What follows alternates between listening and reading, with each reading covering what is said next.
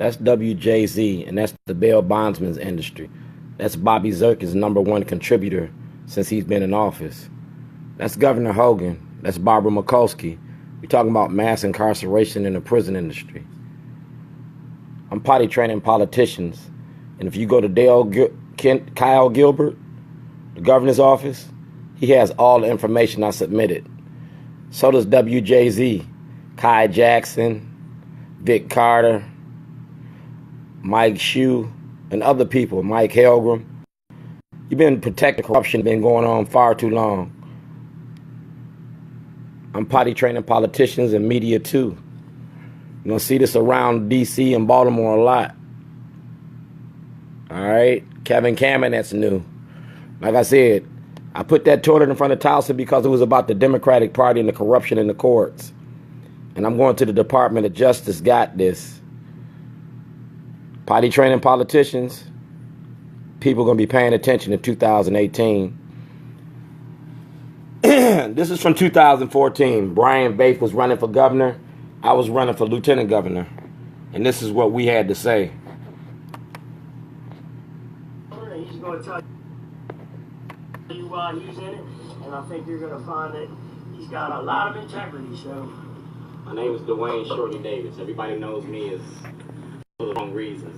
I was accused of a terrorist activity in February 2011. Put the toilet in front of the Towson courthouse as a political form of protest. If you look at this folder, it shows the elections from 2010. If you look at my shirt, I'm a caterer. I'm just like you. I'm a working man. I work 9 to 5. I got 9. That folder that I just showed you had the names of politicians. It had the court records. And it was evidence I submitted to the Department of Justice Civil Division. I'm resubmitting that to the Criminal Division because I want Scott Schellenberger disbarred. If you get Scott Schellenberger, he's the one that's going to dismantle the corruption in the Democratic Party. That's your weakest link. I'm kids. I got family I was taking care of. I'm just like you. I chose to run for office because I'm not a politician, I'm a person. Now, as far as my form for criminal justice, I'm a prisoner's right advocate. I've been a prisoner's right advocate since 1986. I turned in guns and drugs to the police at the police station because I wanted to stop the way I was living. And when I did that, I was labeled a terrorist. I got 3 years in the prison in Illinois. Now, that toilet that I put out here in Towson represented what I did in Illinois in 1986. Instead of turning in guns and drugs, I use a toilet. A toilet is public accommodation. A toilet don't care if you're black, white, straight, or gay. It don't care if you're fat, skinny.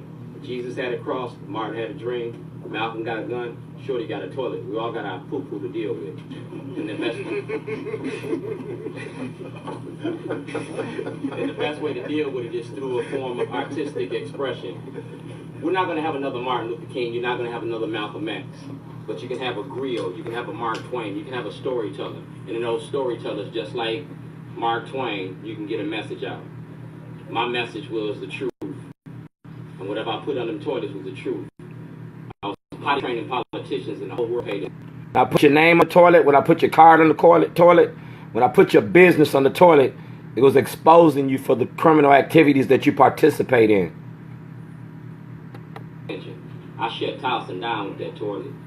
I didn't have 1 million people to march, but 1 million people paid attention. And if we want something to change now, we got to start making people pay attention to our problems. Like I said, I'm a prisoner's right advocate. I fight for the criminal justice system. All people in jail ain't criminals. A lot of people are sending people to jail as criminals. Your state's attorneys, your public defenders work in conjunction to send our black population to jail. It's a new form of Jim Crow and a new form of slavery. And I could prove it through personal experience. I can name the judges. I name the politicians. That's why they locked me up and put me in jail, because I put them on them toilets. Them toilets been around North Avenue, been around parole and probation, been to Governor O'Malley's house. And I did it because it was artistic expression. I did it because I'm an independent filmmaker. I did it because it needed to be done. We got too many black leadership here claiming to be something.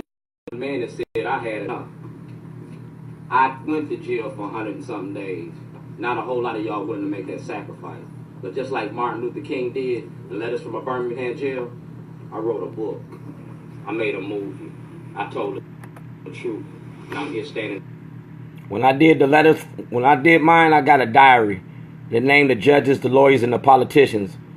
I got a jailhouse diary in Illinois and in Maryland, and it clearly states who was involved in the criminal activity. I am DredScott. I am Kalief Browder. I am Emmit. I am Tyrone West. I am a black man in white America's judicial system. In front of you, looking for your approval. I chose the Republican Party because they don't like dreads and they don't like hoodies. But I ain't cutting my hair and I ain't putting on no suit and tie unless I have to, because this is how I work in my community. I represent the people. I put a hoodie on because before Trayvon Martin, I had a hoodie. We've been dying out here for many years. They talked about the programs that they got here in Maryland. I had a shorty program right here, Never Say Die. I worked for the Ravens, the Orioles. I gave that program to Kathleen Pugh. I gave it to Nick Mosby. I gave it to WJZ. I gave it to the Baltimore Sun. I gave it to Councilman Branch. I gave it to Bernard Jack Young. I gave it to Mayor Dixon. I gave it to Mayor Blake. I gave it to Governor Hogan. I gave it to, and it was approved by Governor O'Malley. I worked for 85% of the richest people in the state. And all I did is put their business on them coffee cups and them toilets, because you're going to stop treating black people like shit. 85% of the richest people in the state know me. They don't know my name. They ain't no short. You feel me? Mm-hmm. This is Governor O'Malley. November 2006, a program called Shorties, a self-help organization of redevelopment and re-education of the young. It's a program. Since 2006, they've been knowing about this.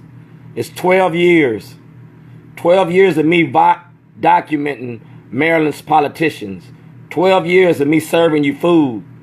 12 years a slave. Program I finance out my pocket, not government funded, out my pocket.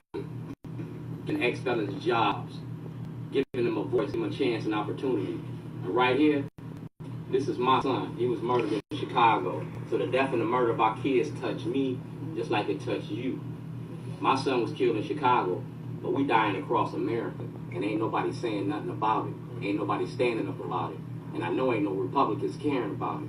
So I joined the Republican Party to make a change. Back in the 1800s, we were the Republican Party. Mm-hmm. You understand? Martin Luther King was a Republican. Frederick Douglass was a Republican. And I'm a black Republican, bringing out a black agenda. You want to stop racism?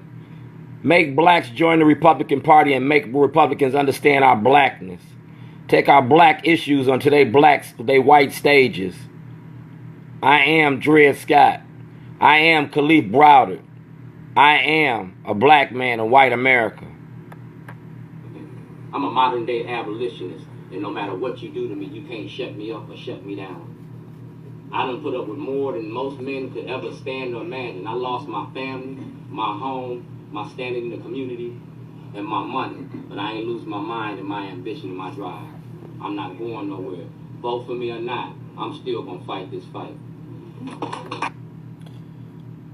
People in attendance of this event was Delegate Belai, Delegate Mosby, Marilyn Mosby was there, Tessa was there, Robert Frosch was there, John Cardins was there.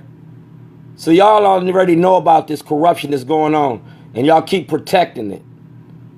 Delegate Belai was there, and Delegate Belai worked for the state's attorney's office. Now Delegate Belai want to claim that he's the righteous man for prisoners' right advocacy in Annapolis. Belai took our ideas. He took the ideas that me and Brian Bates brought to the table. And Belai is part of this bullshit. All right? So when you see me, understand and trust and believe. Ain't nothing changed. I'm still wearing my hoodie. I'm still doing my work.